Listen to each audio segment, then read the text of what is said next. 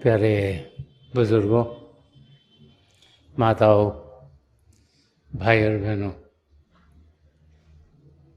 हम सब यही चाहते हैं कि ज़िंदगी हमारी प्यार से गुजरे।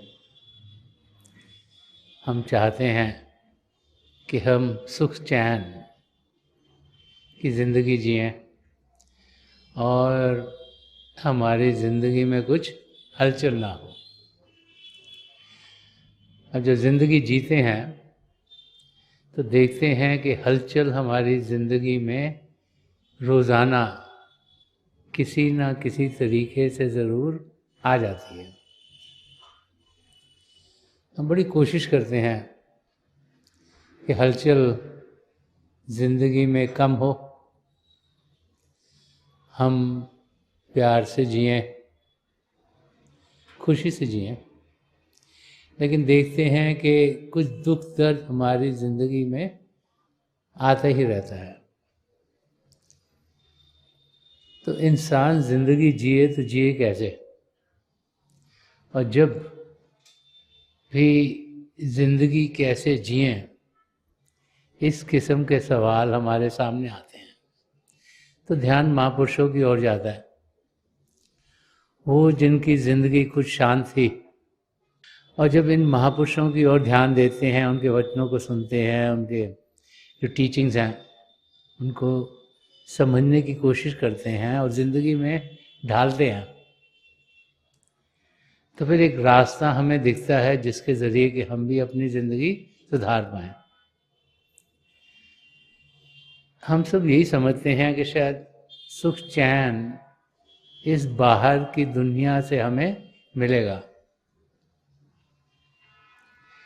और पूरा ध्यान इस दुनिया में सुख चैन पाने की हम कोशिश में डाल देते हैं।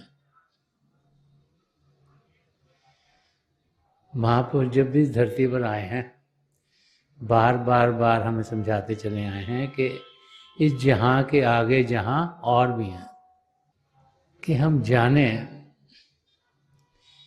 कि जिस जहाँ में हम जी रहे हैं ये माया की दुनिया है। यहाँ जो दिखता है, जो सुनता है, वो अंदर की दुनिया की रिफ्लेक्शंस हैं, असलियत नहीं है, उसकी एक शैडो है, उसकी रिफ्लेक्शन है। और हम जब इस रिफ्लेक्शन को ही असली समझना शुरू हो जाते हैं तो फिर ना तो हमारी समझ सही रहती है, ना विचार सही आते हैं, ना बोल सही होते हैं, ना कार्य सही होते हैं।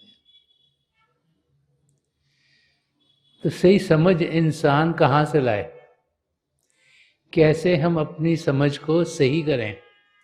क्योंकि अगर समझ सही हो गई तो फिर हमारे विचार, बोल और कार्य सब के सब सही हो जाएंगे। तो महापुरुषों के जब हम वचन पढ़ते हैं तो हमें वो एक रास्ता दिखाते हैं जिसके ज़रिए कि हम अपनी ज़िंदगी को सही तरीके से गुजार पाए। ये तो हम सब जानते हैं कि पिता परमेश्वर हैं, बचपन से हमने सुना है, हमारे माँ बाप प्रभु को प्रार्थना करते हैं, लेकिन ज़्यादातर लोग सोचते हैं कि प्रभु बहुत दूर हैं। हम उन्हें ये तो समझते हैं कि हमारे ऊपर हैं, उनका साया हमारे ऊपर है, लेकिन ज़्यादातर इंसान यही सोचता है कि प्रभु तो बहुत दूर हैं, उन्हें तो हम मिलेंगे कैसे, जानेंगे कैसे, पहचानेंगे कैसे? तो फिर अगर उन्हें जानेंगे नहीं, पहचानेंगे नहीं, तो उनकी बरकतों का अनुभव कैसे करेंगे? उनकी जो दया मेहर हमारी ज़िंदगी में है वो एक्सपीरियंस कैसे करें?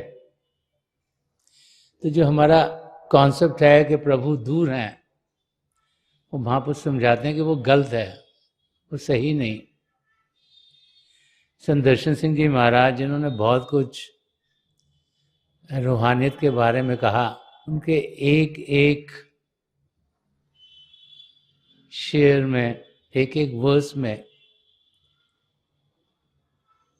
इतना ज्ञान है कि अगर हम उसको समझने की कोशिश करेंगे तो हम जिस भी अवस्था में हों, जहाँ पर भी हों, जब भी हों, उससे ही रास्ता मिल जाएगा अपनी मंजिल की ओर जाने का।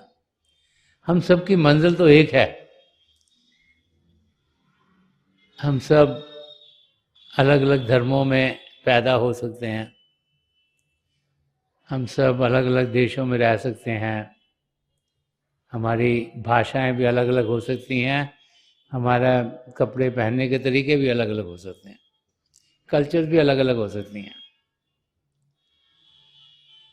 लेकिन हम सब का जो एम है, जो गोल है, वो एक ही है, और वो है अपने आप को सही रूप में जानना और पिता परमेश्वर को पाना। 84 लाख जिया जून में जब आत्मा भड़क रही हो तो चंद आत्माएं जिन पर प्रभु की दया दृष्टि पड़ी, जिनसे वो खुश हुए, उन्हें प्रभु चुनते हैं ताकि उन्हें मानव चोला मिले। इस समय 8 बिलियन के करीब लोग इस धरती पर जी रहे हैं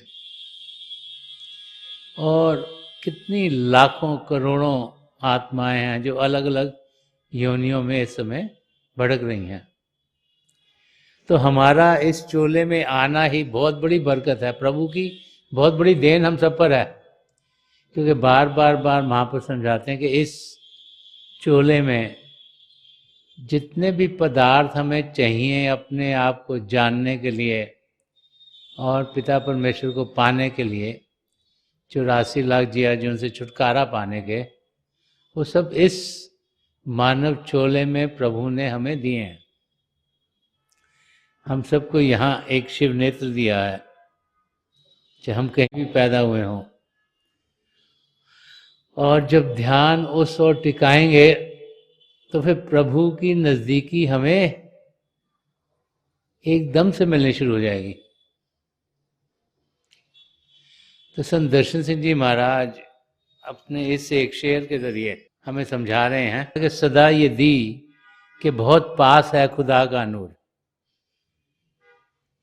कि सदा ये दी कि बहुत पास है खुदा का नूर, जमाले इश्क से रोशन करो हयात शाऊर।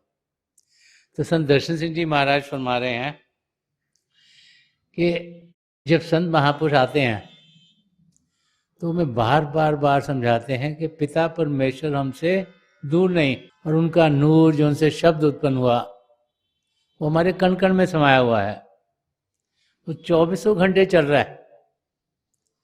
वो ये नहीं कि सुबह चलता है रात को बंद हो जाता है, उसकी जो ट्रांसमिशन है वो 24 घंटे पूरा सालों साल चलता आ रहा है, और उसके जरिए ही सारी सृष्टि रची गई है।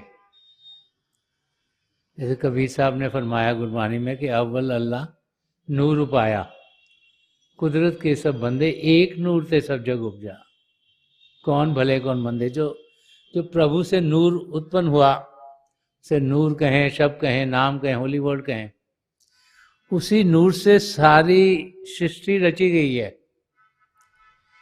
तो कबीर साहब कहते हैं हम कौन कहने वाले हैं ये ऊंचा है ये नीचा है, ये अच्छा है ये बुरा है, सब चीज़ें अच्छी हैं। यही नज़रिया संत महापुरुषों का है। और संत दर्शन सिंह जी महाराज भी यही फरमा रहे हैं कि जब भी महापुरुष आते हैं बार हम समझाते हैं कि सदा ये दी के बहुत पास है खुदा का नूर, कि जो प्रभु से शक्ति उत्पन्न हुई, जो उनसे नूर उत्पन्न हुआ, जो रोशनी उत्पन्न हुई, जो ज्योति और श्रुति चली, जिससे सारी सृष्टि रची गई, वो बहुत हमारे नज़दीक है। उससे नज़दीक और कुछ हो नहीं सकता, क्यों? वो हम सबके भीतर चल रही है। तो प्रभु हमसे दूर नहीं। एक जगह और संत दर्शन सिंह जी महाराज ने फरमाते हैं मिलेगा रूह को परवाज दे के देख जरा, करीब है उसे आवाज दे के देख जरा। वो फरमाते हैं कि पिता परमेश्वर हमें जरूर मिलेंगे, हम सब उन्हें जान सकते हैं, पहचान सकते हैं, उनसे गुफ्तगू कर सकते हैं, उनसे मिल सकते हैं, उनसे जुड़ सकते हैं। करना क्या है? रूह को उड़ान देनी है कि मिलेगा, रूह को परवाज दे के देख जरा, करीब है वो, हमारे बहुत करीब है, हमारे अंदर बैठे हैं, हमारे भीतर हैं, उनसे और कोई करीब हो नहीं सकता। लेकिन हमें उन्हें सिंसियरली पुकारना है, दिल से पुकारना है। ये नहीं कि जब एग्ज़ाम आया तब पुकार लिया, जब कोई तकलीफ आई तब प्रभु को याद कर लिया, और जब लगे कि चीज़ें ठीक चल रही हैं तो उनकी ओर ध्यान ना दें। जो इंसान पिता परमेश्वर को दिल से याद करते हैं, एक लगन से याद करते हैं, वो उन्हें जरूर पा लेते हैं। तो संत दर्शन सिंह जी महाराज यहाँ यही समझा रहे हैं कि हमारे बहुत नज़दीक हैं पिता परमेश्वर और उनकी रोशनी, उनका शब्द, उनका नूर, कि सदा ये दी के बहुत पास है खुदा का नूर। और आगे समझा रहे हैं कि उसको जो प्रभु का नूर है, जो शब्द हमारे अंदर चल रहा है, उसको पाना कैसे है, किस अवस्था में हमें होना चाहिए, ताकि हम जिस मकसद से यहाँ आए हैं, जो अपने आप को जानना है और पिता परमेश्वर को पाना है, उस मकसद को पूरा कर लें। तो सेकेंड लाइन में फरमा रहे हैं कि जमाले इश्क से रोशन करो हयात शरूर। हयात शरूर होती है जो तुम्हारी कॉन्स्टेंट लाइफ है, जो चेतन जिंदगी है, जो आत्मा की जिंदगी है। एक तो हम जिंदगी है ना जी रहे हैं रोज, शरीर के लिए इंसान जीता है, आंखों से जो कुछ दिखता है, अच्छा लगता है, इंसान उस ओर खिंचे चला जाता है। कानों से सुनते हैं, जो सुनाई देता है उस ओर हम खिंचे चले जाते हैं। ऐसी बाकी इंद्रियां जो हैं, चखने की, स्पर्श की और सूंघने की, इनसे भी जिस से जहाँ जहाँ लगाव लगता है इंसान उस तरफ खींचा चल जाता है। इसी लेवल पर हम जीते हैं, इन इंद्रियों के घाट पर इंसान जीता है। और उससे क्या, उससे इंटरैक्शन बाहर की चीज़ों की हो रही है, जड़ता से जो बनी हुई चीज़ों की हो रही है, मैटर की चीज़ों से हो रही है इंटरैक्शन। तो जहाँ पे हमारी इंटरैक्शन होगी वही हम महसूस करेंगे, वैसी ज़िंदगी जीना शुरू करेंगे। और बाहर की दुनिया जो माया की दुनिया है, बाहर की दुनिया जो टेम्पररी है, चंद क्षणों के लिए है, क्योंकि सदा सदा के लिए तो यहाँ कोई रहता नहीं है। जब उससे जुड़ते हैं तो कभी भी हमें स्टेबिलिटी नहीं मिलती, हम वो नहीं पाते जो सदा सदा के लिए रहता है। तो सदा सदा के लिए रहता क्या है? पिता परमेश्वर या उनका शब्द, उनका नूर। आज सच, जुगाद सच, है भी सच, नानक होती भी सच। कि जो सृष्टि के शुरुआत में सच था वो आज भी सच है, सृष्टि के आखिर तक साथ रहेगा। वो क्या है? प्रभु और प्रभु का शब्द।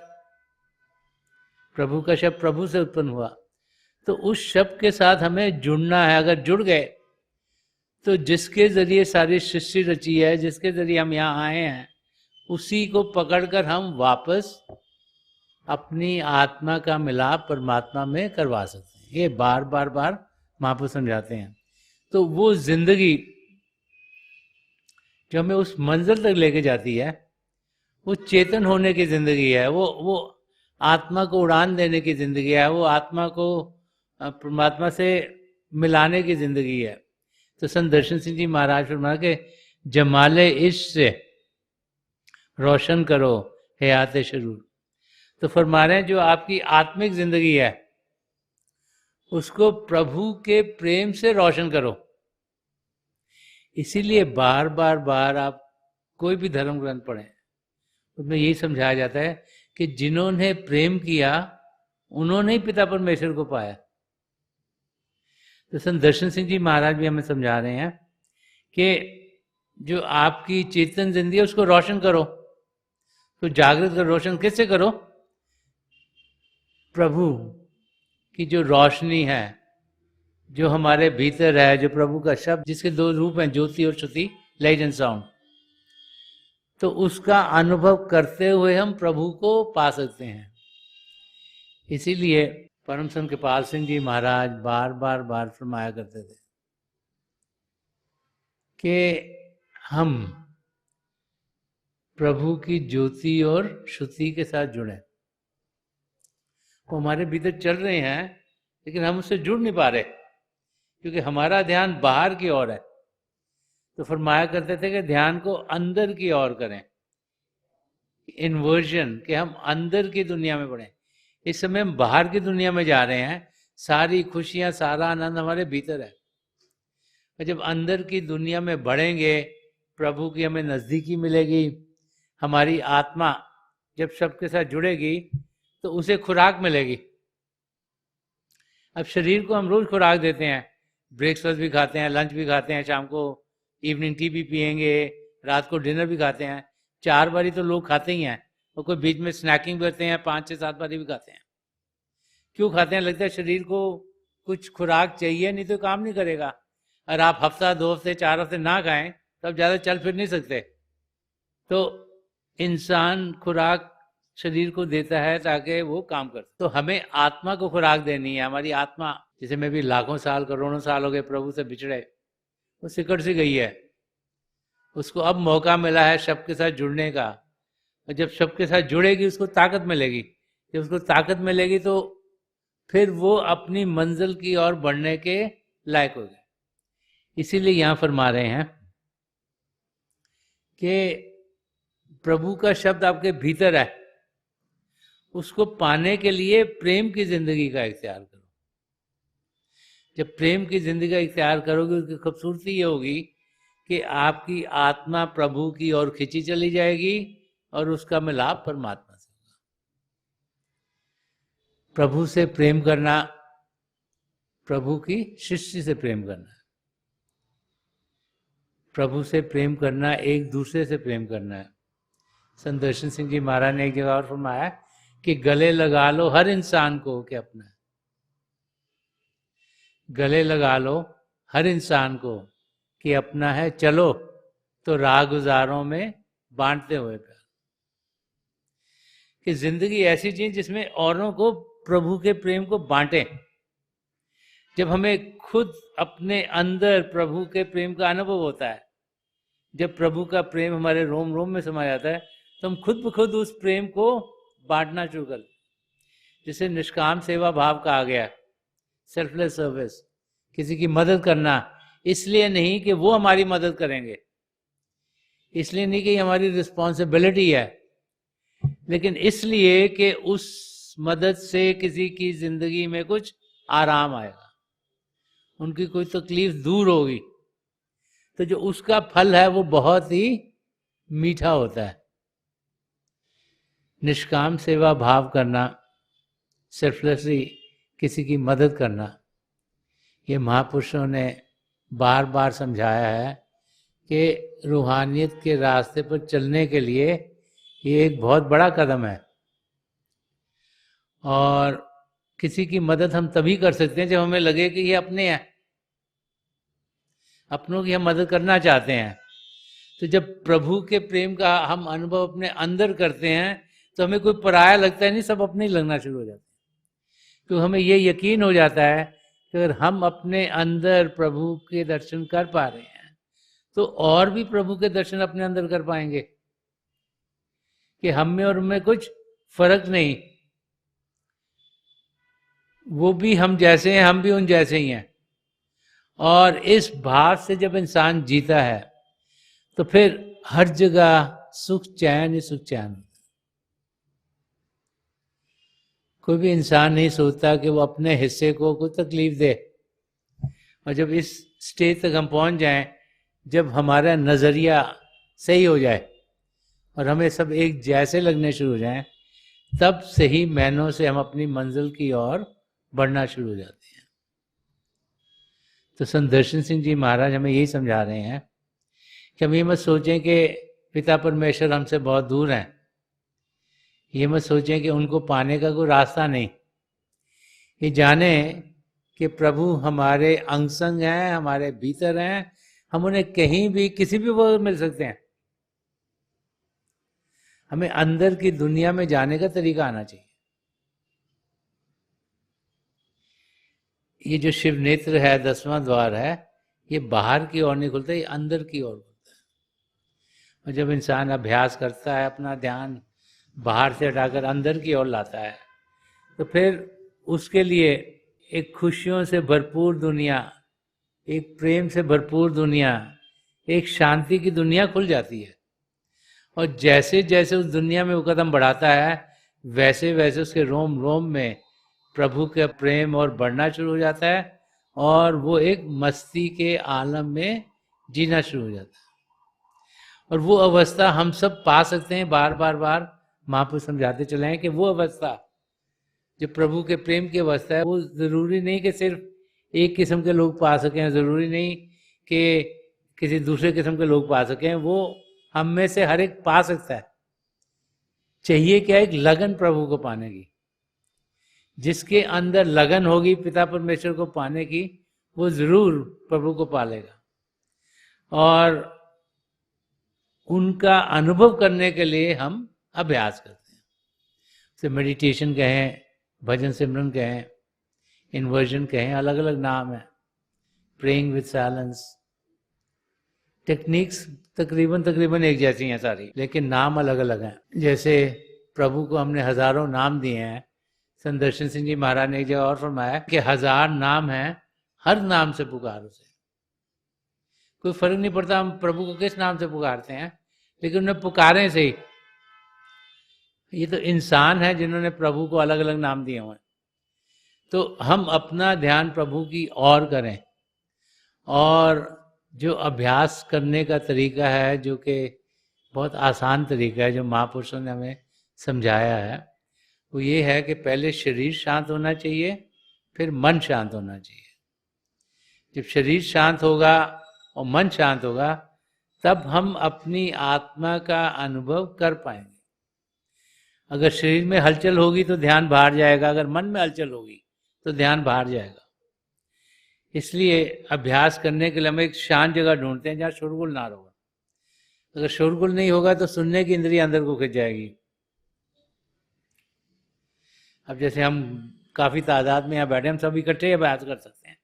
हम सबका रिलेशनशिप पिता परमेश्वर से सीधा है, हम इकट्ठे बैठ के अभ्यास कर सकते हैं। लेकिन ये देखना है कि शरीर का हिस्सा किसी और को ना लगे, नहीं तो अगर वो इंसान हिलेगा तो हम भी डिस्टर्ब हो जाएंगे, ताकि जो स्पर्श की इंद्रिय है वो अंदर को खिंच जाए। हम कहीं भी अभ्यास कर सकते हैं। प्रभु ने शारीरिक सृष्टि से सारी जगह ही पवित्र है, तो जरूरी नहीं कि किसी खास जगह जाके अभ्यास करें। जो भी जगह में ठीक लगे हम अभ्यास कर सकते हैं। जब बैठे तो किसी एटमॉस्फेयर को बदलने की जरूरत नहीं। लोग सोचते हैं कि ये एटमॉस्फेयर को हम और स्पिरिचुअल बनाएं, कोई अगरबत्ती जलाता है, कोई सेंटेड डालता है, इसकी कोई ज़रूरत नहीं है, क्योंकि सूंघने की इंद्री नहीं तो बाहर की ओर जाती है। हम खाएं पिएंगे नहीं जब अभ्यास करेंगे, और आंखें बंद करेंगे तो फिर पांचों इंद्रियां हमारी अंदर की ओर चली जाती हैं। तो एक जगह ढूंढ के हम बैठ के अभ्यास कर सकते हैं। अब जैसे ही आंखें बंद करते हैं तो जो आंखों के डेले हैं सीधे यहाँ 8-10 दिन सामने फोकस होने चाहिए। हमारा मन जो नहीं चाहता हम प्रभु को जाने, हमें विचार भेज देता है। हमें विचार आया नहीं कि ध्यान उस विचार में जाएगा। कल क्या किया, कल किससे अपॉइंटमेंट आया, कल किसको मिलना है, बच्चों के लिए क्या करना है, टैक्सेस का टाइम आ गया वो करना है, बिजनेस को बढ़ाना है, कुछ भी विचार आया तो ध्यान विचार में जाएगा। और ध्यान अगर विचार में गया तो आप अभ्यास नहीं कर पाएंगे। तो महापुरुष समझाते हैं कि हम ध्यान टिका रहे हैं पिता परमेश्वर को पाने के लिए, तो विचार मन से आते हैं कि मन की ताकत को हम प्रभु की ओर लगाएं। तो मन ही मन हम प्रभु के नाम का जाप करें। जब मन ही मन प्रभु के नाम का जाप करेंगे तो मन की ताकत प्रभु की ओर बढ़ेगी, और उसमें ताकत नहीं रहेगी वो हमें विचार भेज। तो उस अवस्था में जब शरीर शांत है और मन भी शांत हो गया, तो हम अपने अंदर रोशनियों की झलक पानी शुरू करते हैं। शुरू शुरू में ऐसा लगता है रोशनी आगे जा रही है, रोशनी के चक्र है।